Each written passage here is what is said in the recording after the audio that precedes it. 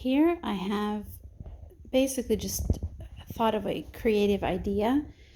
I've got my oh my goodness, bobbin lace pillow. And because I like sitting on the couch and relaxing, I have clamped it here with 2 clamps and attached it to basically my weaving bench, the bench that I would normally sit on here to weave. I've attached it, and as you can see, there's lots of bobbins. This project actually uses 120 bobbins, which is kind of intense.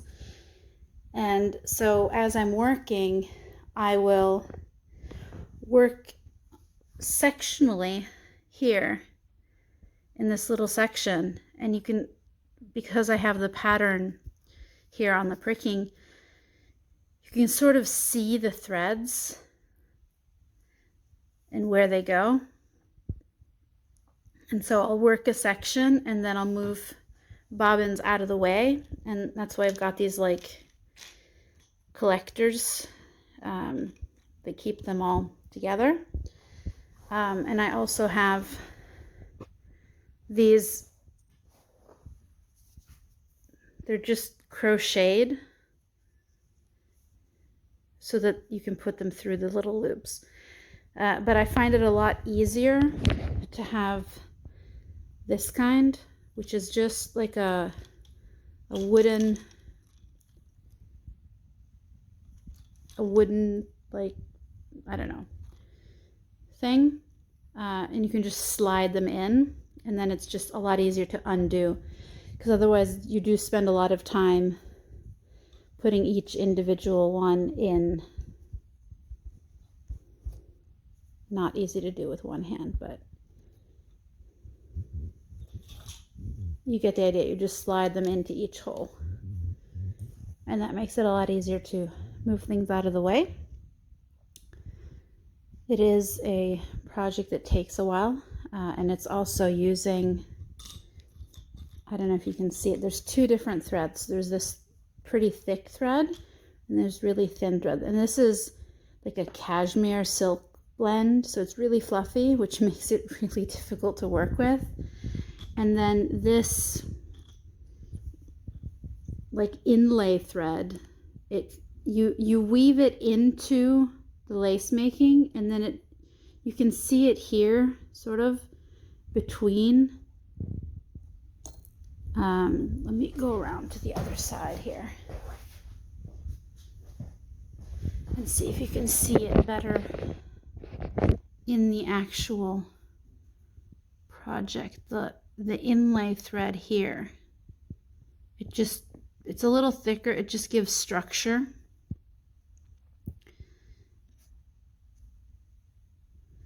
But this is what I'm working on currently. It's supposed to be like a scarf, but it's it's taking a lot more time than I had thought it was going to take when I started.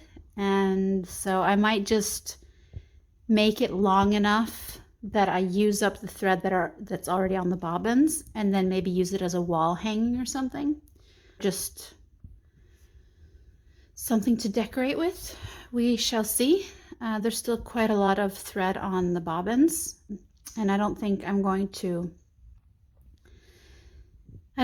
make it like the full scarf length, but then again, if it starts getting really long, then maybe I'll just stick it out and finish the project. But it's really fun to have tried this, and when I started, I made sure I already made the tassels or the fringe, so that when I'm done on the other end, I just tie it off and it'll be ready, which is really nice. I don't have to do anything. But yeah, lots and lots of pins. These decorative pins, I just tried to like decorate, but it really doesn't matter. Some patterns, the pins are really tight. Like there's so many pins that you have to put that you need to use the regular push pins with just the silver top. Because if you use something bigger like these fancy ones with the balls on the end, there won't be enough space to actually put everything. But this is a really wide, like airy pattern. You can see here, there's lots of space between each pin. So it doesn't really matter what kind of pin I'm using. Also, sometimes visually, if you do use a lot of pins with lots of different colors, sometimes it just makes your eyes really tired if you're just staring at a whole bunch of different colors. So it's really calming to just use the regular push pins. And with this thread, and because it's such a loose pattern, I don't push the pins all the way in. But with some patterns, you would push them all the way in. With this thread especially, it would end up popping off.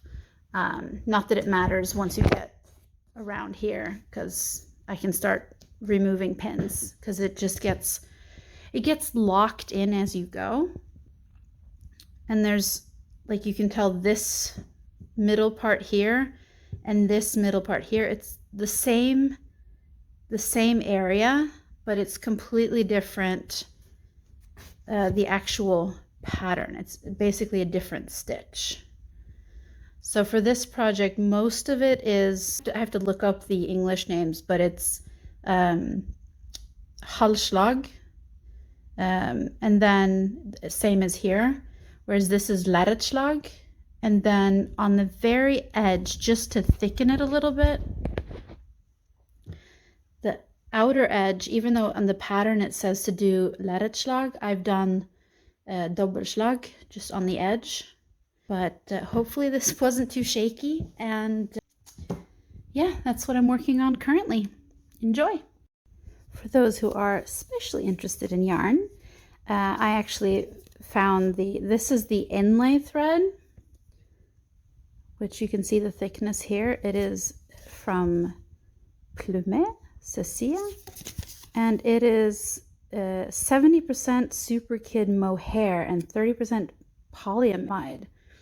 So it is a blend. And then the other one, which you can see I don't have that much thread left, and this is the thin thread that's used on most of the bobbins, and you can see the difference here in the thinness of the one versus the other. And this is Fairy Tale 100% alpaca.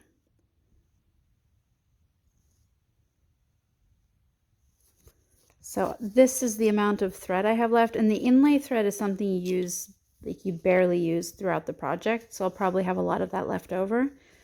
Whereas when I'm out of this thread that I have here, that's as much as I can do. But you can see most of the bobbins still have quite a lot of thread on them, and because there's so many, for each bobbin, the amount of thread you use isn't that much, because it's just moving a short distance, because there's so much, you see the words just going here. You can sort of follow the thread path. So it'll be interesting to see how long I can make it before I run out of thread. So wish me luck.